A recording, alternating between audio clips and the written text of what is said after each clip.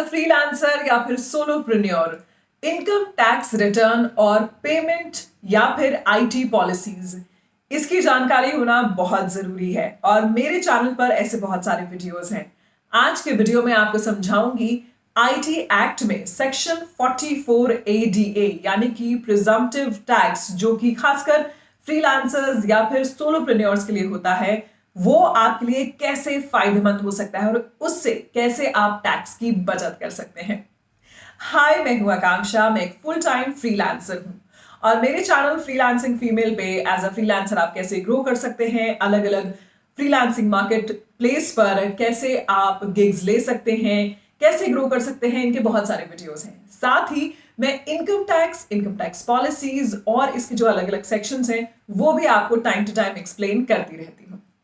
मैंने 2 ऐसे वीडियो बनाए थे जहां पर मैंने इनकम टैक्स रिटर्न और income tax policy for freelancers, इसके बारे में आपको एक्सप्लेन किया था, जहां पर बहुत से लोगों ने कमेंट करके मुझे कहा कि क्यों मैंने सेक्शन 44 एडीए को एक्सप्लेन नहीं किया।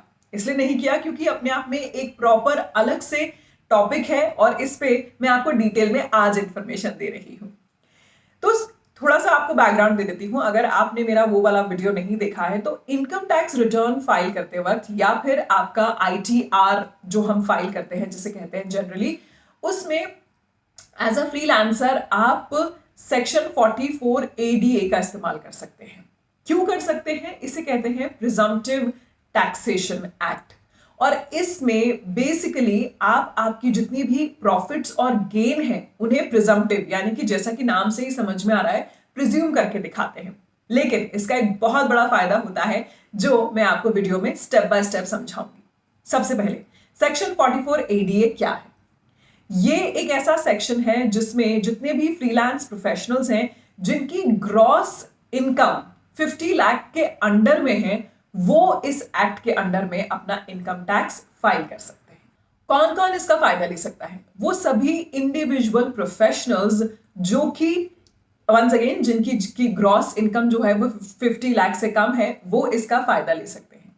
मैं आपको यहां पर एक चीज क्लियर कर देती हूं कि ये जो सेक्शन है, सेक्शन 44 एडीए प्रिजम्पटिव टैक्स, इसमें सोलोप्रेन्योर्स या फिर स्मॉल बिजनेस वो भी अपना आईटीआर फिल करते हैं। लेकिन मेरे चैनल पर और यहां मेरे इस वीडियो में मैं स्पेसिफिकली उन फ्रीलांसर्स को एड्रेस करती हूं जो अपनी सर्विसेज डिलीवर करते हैं। तो यहाँ पे बहुत बड़ा फर्क हो जाता है। बहुत सारे ऐसे सोलोप्रेन्योर होंगे या स्मॉल बिजनेस होंगे जो कि गुड्स डिलीवर करते हैं, लेकिन मैं उन प्रोफेशनल्स के लिए वीडियो बनाती हूँ जो अपनी सर्विसेज जैसे कि content writing, graphic designing, website development, audio video artist, इस तरह की अपनी सर्विसेज डिलीवर करते हैं। तो वो फ्रीलांस प्रोफेशनल्स के लिए मैं यहां पर समझा रही हूं। अब मैं आपको बता देती हूं वो कौन कौन से प्रोफेशनल्स हैं जो इस सेक्शन 44 एडीए के अंडर में अपना आईटीआर फाइल कर सकते हैं।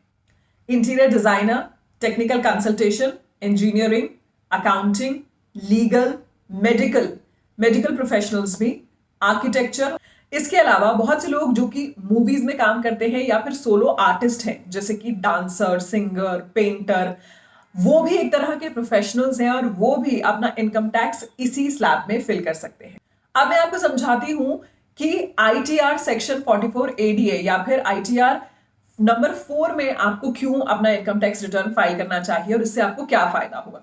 सपोज एक एग्जांपल लेके देखते हैं। सपोज मैं एज अ फ्रीलांसर जब मैं काम करती हूं तो मेरे पूरे साल भर की जो ग्रॉस इनकम है, मान लीजिए वो 30 लाख होती है और इसके अंदर मैं जितने भी मेरे एक्सपेंसेस दिखाती हूं यानी कि जिन पर मैं डिडक्शंस ले सकती हूं वो मैं दिखाती हूं 10 लाख। तो अब इसके अंदर मेरे को प्रॉफिट कितना दिखेगा? वो दिखेगा 20 लाख। तो मेरा इनकम टैक्स जो है वो कितने अमाउंट पे लगेगा? 20 लाख पे। वहीं पर अगर आप अपना आईटीआर फाइल करते हैं सेक्शन 44 एडीए में या फिर सेक्शन 4 में, तो फिर इसमें आपको सिंपली आपका जो टैक्स लगेगा वो इस तरह से बनेगा। आपकी जो टोटल इनकम है वो ही 30 लाख, लेकिन इसमें हम 50% ऑफ ग्रॉस प्रिजम्पशन लेते हैं, तो वो हुआ 15 लाख। और इसके अलावा मेरा जो नेट प्रॉफिट होगा वो होगा अनदर 15 लाख। तो फिर मेरा टैक्स कितने अमाउंट पे लगेगा?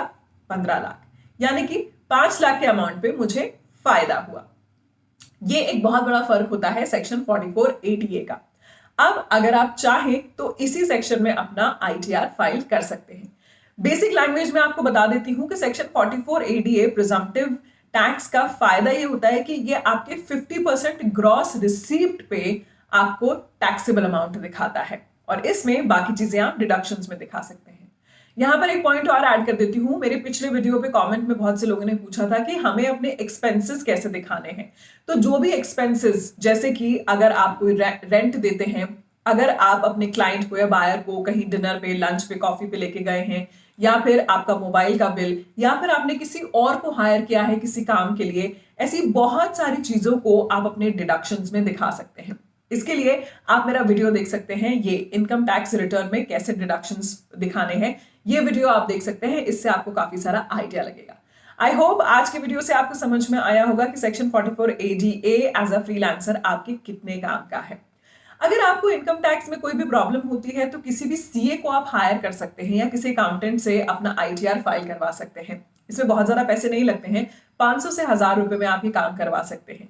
लेकिन एज अ फ्रीलांसर या फिर एज अ सोलोप्रेन्योर आपको आपका ITR जरूर फाइल करना चाहिए।